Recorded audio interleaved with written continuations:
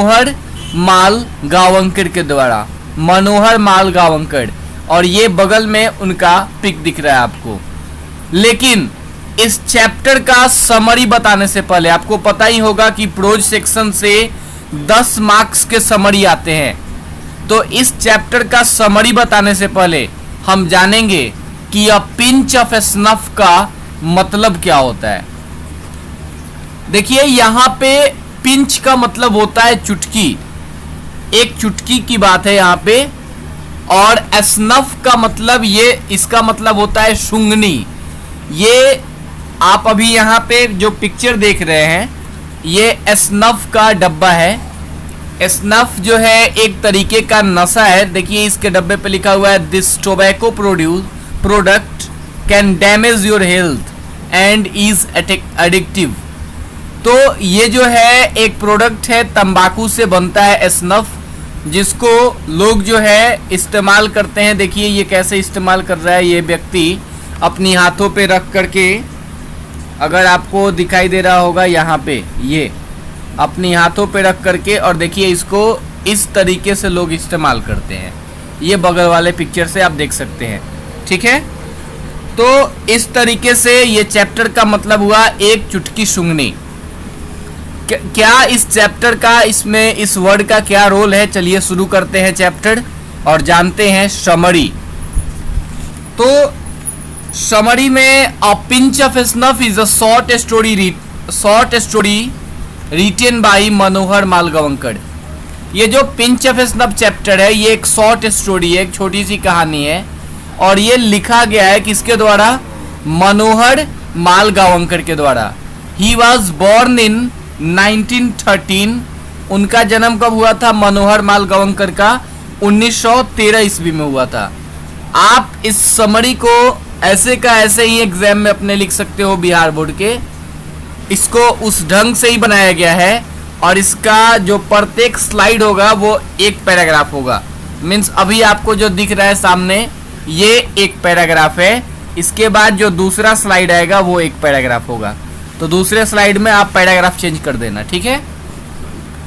He was born in 1913। उनका जन्म means मनोहर माल गावंकर का जन्म 1913 में हुआ था। He is a well known novelist. ये एक नोवेलिस्ट भी थे, एक उपन्यासकार भी थे, एंड शॉर्ट स्टोरी राइटर, छोटे छोटे कहानियों के लेखक थे। This story is full of wit and adventure. ये जो कहानी है ये टोटली का टोटली जो है ये विट से भरा हुआ है। ये जो है बुद्धि वाली कहानी है, ये बुद्धि से भरा हुआ है। पूरे के पूरे कहानी में आपको हर एक जगह कहीं ना कहीं नानू काका नाम के एक व्यक्ति रहते हैं, वो तो अपना दिमाग लगाते रहते हैं, अपनी बुद्धि का इस्तेमाल करते रहते हैं, और उन्हीं के बारे में ये कहानी है, उन्हीं के अगेंस्ट, उन्हीं के अराउंड में ये कहानी घूमती है, ठीक है। आगे पैराग्राफ चेंज करके आप लिखोगे इन दिस स्टोरी। इस कहानी में author shows the wit of Nanu Kaka. ये नानू काका जो कौन होते हैं, ये कौन होते हैं, ये जो ऑथर है, ऑथर मीन्स लेखक, लेखक कौन, मनोहर माल गावंकर। तो उनकी माता के भाई होते हैं नानू काका, और ये नानू काका जो है इन्हीं की जो बुद्धि है उसी बुद्धि को लेकर के ये कहानी लिखी गई है।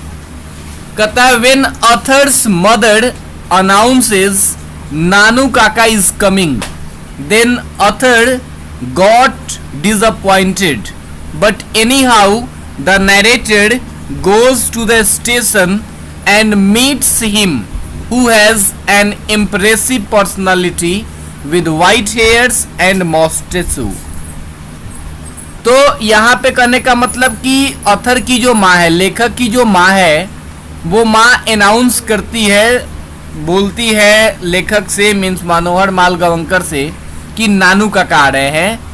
अब ये जब सुनता है नानू काका आ रहे हैं तो वो थोड़ा सा निराश हो जाता है, डिसअपॉइंटेड हो जाता है, लेकिन फिर भी अब माँ का कहना है कि जाओ जा करके उनको स्टेशन से लेकर के आओ, तो फिर भी निराश थोड़ा सा होता है राइटर, लेकिन इसके बाद भी वो उनसे जा कर के स्टेशन पे मिलता है, और मिलने के बाद जो है उनको घर लेकर के आता है वो।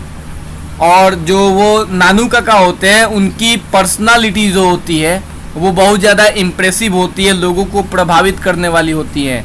उनकी जो उजली केसें हैं और जो उनका मूंछ है वो मूंछ जो है भी लोगों को प्रभावित करने वाला होता है। ठीक है, इसके बाद फिर आप यहाँ से पैराग्राफ चेंज कर दीजिएगा। नेक्स्ट पैराग्राफ में यहाँ पे कहता है आपका ये शॉर्ट स्टोरी, छोटी सी कहानी कहता है, Nanu Kaka came to narrator's house to meet some ministers. Nanu Kaka लेखक के घर पे क्यों आए थे? तो वो कुछ मिनिस्टर से, कुछ मंत्रियों से मिलने आए थे। Nanu Kaka takes a pinch of snuff and narrator took. Nanu काका क्या, उनको तो आदत थी सूंघनी लेने की, वो तंबाकू जो है उसको सूंघने की आदत थी। तो नानू काका जो है वो takes a pinch of snuff, वो एक चुटकी जो है सूंघनी लेते हैं। And narrator took Nanu Kaka to see the welfare minister. और जो नरेटर है वो नानू काका को वेलफेयर मिनिस्टर के पास ले जाता है।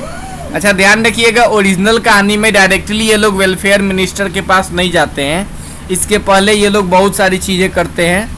लेकिन चूंकि ये समरी है तो इसमें जो मेन पॉइंट है उन्हीं बातों को लिखा गया है, मैंने उन्हीं बातों को लिखा है। तो नरेटर लेखक जो है वो वेलफेयर मिनिस्टर के पास इनको ले जाता है। उसके बाद ही टेक्स अ स्प्लेंडिड कार। अब वेलफेयर मिनिस्टर से मिलना है तो एक कार होना चाहिए बढ़िया सा, तो इसलिए वो एक स्प्लेंडिड कार जो है, एक बढ़िया सा कार जो है वो इस मीन्स कहीं से व्यवस्था करते हैं, समझ लीजिए।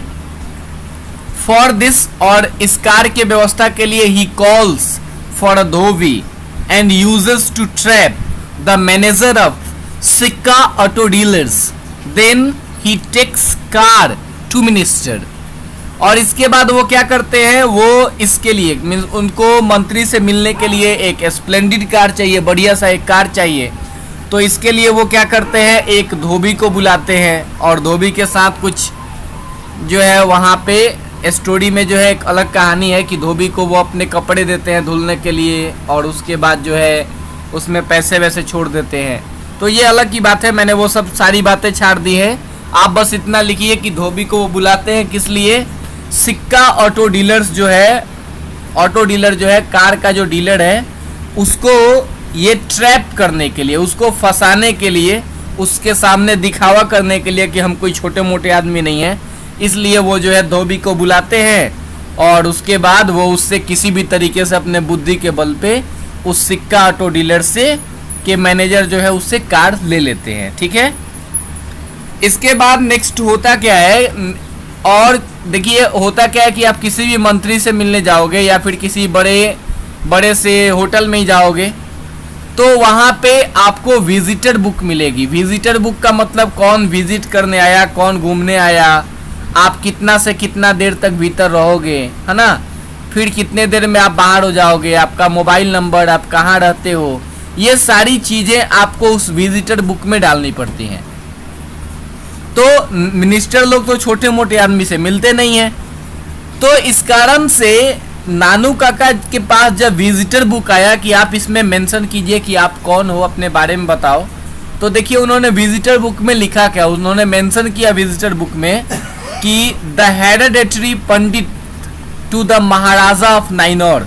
वो बताया कि मैं नाइनौर का जो महाराजा है उनका मैं जो हूँ पुरोहित हूँ, राज पुरोहित हूँ।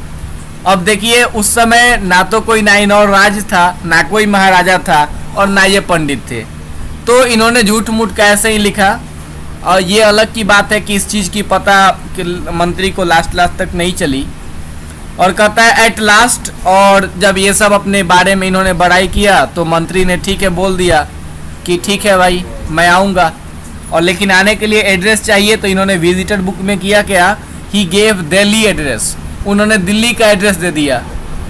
Where the writer lives, Delhi का एड्रेस कहाँ का दे दिया, जहाँ पे लेखक रहते थे, मनोहर माल गावंकर जहाँ पे रहते थे वहीं का एड्रेस इन्होंने दे दिया।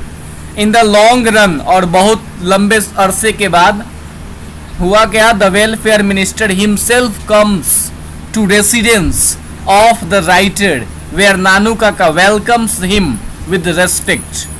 वो बहुत समय के बाद, अरसों के बाद जब उनको छुट्टी मिली तो हुआ क्या वेलफेयर मिनिस्टर जो थे वो खुद नानू काका से मिलने आए। कहाँ पे?